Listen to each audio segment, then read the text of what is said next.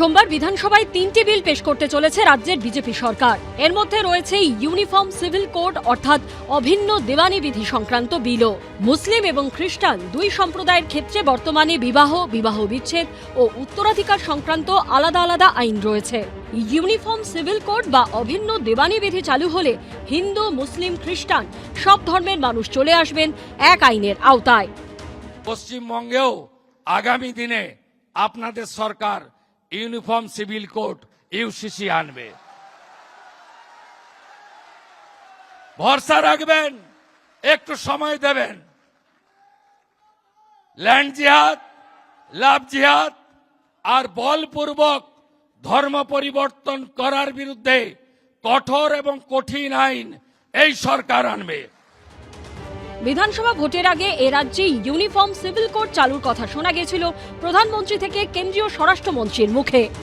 भाजपा का संकल्प है बंगाल में यूसीसी लागू कर तुष्टीकरण की राजनीति को हमेशा के लिए खत्म किया जाएगा। हम 6 माह के अंदर ही बंगाल के अंदर यूसीसी को लागू कर सभी नागरिकों के लिए एक ही कानून बंगाल में हो वो सुनिश्चित करें। तो भारत के हर धर्म के नागरिक के लिए समान कानून हो वो तुष्टीकरण है, या कोई नागरिक 4 शादी कर पाएगा और कोई नागरिक 1 शादी कर पाएगा वो तुष्टीकरण है।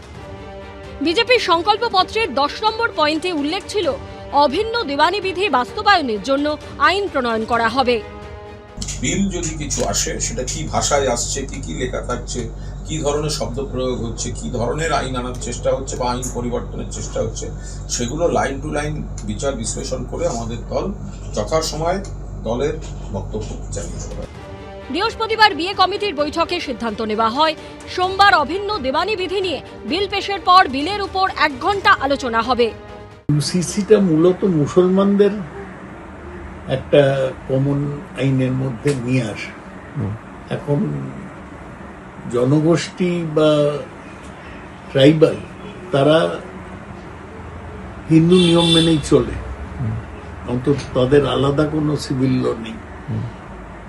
আমি আশা করি সেই রিজার্ভেশন এদের ক্ষেত্রে থাকবে। অত্যন্ত গুরুত্বপূর্ণ সমস্ত কিছু দিক মিলে যে কেন একটা দেশ, আমাদের একটা পতাকা, বিভিন্ন আইন থাকবে কেন?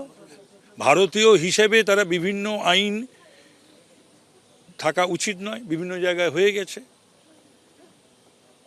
এক আইন, এক নিশান, এক বিধান। ভারতবর্ষে থাকি কিন্তু আমি একটা সবাই একটা আইনে আর এক মানে সম্প্রদায় একটা আইনে, সবাই এক রকমের ভাবে চলবে আর অন্য কেউ একভাবে চলবে না, এটা হতে পারে না। দেশের মধ্যে উত্তরাখণ্ডে প্রথম অভিন্ন দেওয়ানি চালু হয়। 2025 সালের 27শে জানুয়ারি অভিন্ন দেওয়ানি বিধি চালু হয় উত্তরাখণ্ডে। এরপর গুজরাট এবং অসমে অভিন্ন দেওয়ানি বিধি চালু হয়। গোয়ায় দীর্ঘদিন ধরে অভিন্ন দেওয়ানি বিধির আদলে গোয়া সিভিল কোড চালু রয়েছে। আশাবুল হোসেন ও রুমা পালের রিপোর্ট, এবিপি আনন্দ।